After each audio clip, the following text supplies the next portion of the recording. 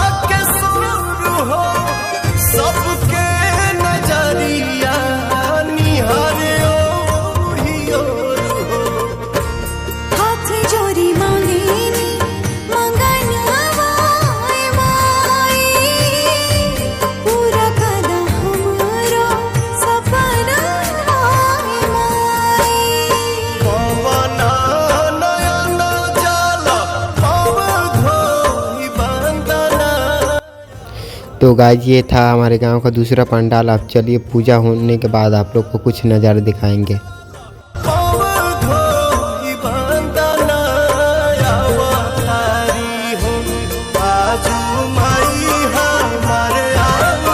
तो हो चुका है पूजा। अब चलिए हम दिखाते हैं आप लोगों को सरस्वती माता जी को। बने रहिए हमारे वीडियो में।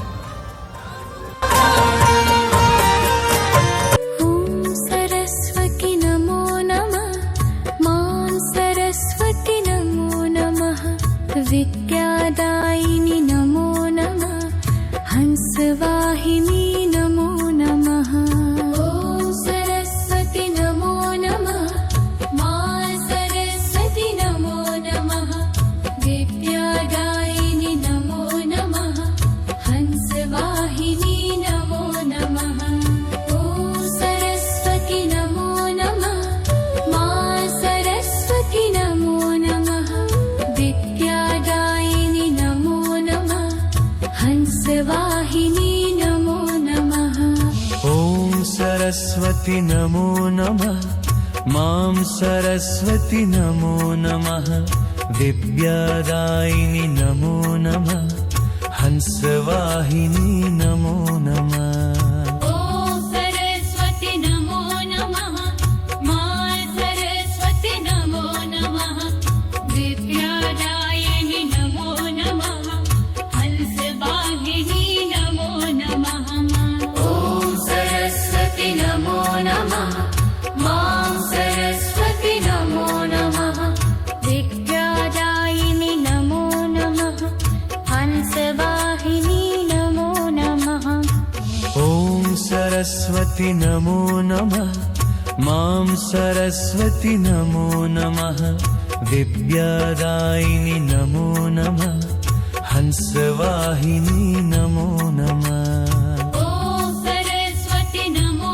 नमः मा सरस्वती नमो नमः विद्यादायिनि नमो नमः हंसवाहिनी नमो नमः ॐ सरस्वती नमो नमः मा सरस्वती नमो नमः विद्यादायिनि नमो नमः हंसवाहिनी नमो नमः ॐ सरस्वती नमो नमः मां सरस्वती नमो नमः विद्यादायिनि नमो नमः हंसवाहिनी नमो नमः ॐ सरस्वती नमो नमः मा सरस्वती नमो नमः विद्यादायिनि नमो नमः हंसवाहिनी नमो नमः ॐ सरस्वती नमो नमः मा सरस्वती नमो नमः विद्यादायिनि नमो नमः हंसवाहिनी नमो नमः ॐ सरस्वती नमो नमः मां सरस्वती नमो नमः विद्यादायिनि नमो नमः हंसवाहिनी नमो नमः ॐ सरस्वती नमो नमः मा सरस्वती नमो नमः विद्यादायिनि नमो नमः हंसवाहिनी नमो नमः ॐ सरस्वती नमो नमः मा सरस्वती नमो नमः विद्यादायिनि नमो नमः हंसवाहिनी नमो नमः ॐ सरस्वती नमो नमः मां सरस्वती नमो नमः विद्यादायिनि नमो नमः हंसवाहिनी नमो नमः ॐ सरस्वती नमो नमः मा सरस्वती नमो नमः विद्यादायिनि नमो नमः हंसवाहिनी नमो नमः ॐ सरस्वती नमो नमः मा सरस्वती नमो नमः विद्यादायिनि नमो नमः हंसवाहिनी नमो नमः ॐ सरस्वती नमो नमः मां सरस्वती नमो नमः विद्यादायिनि नमो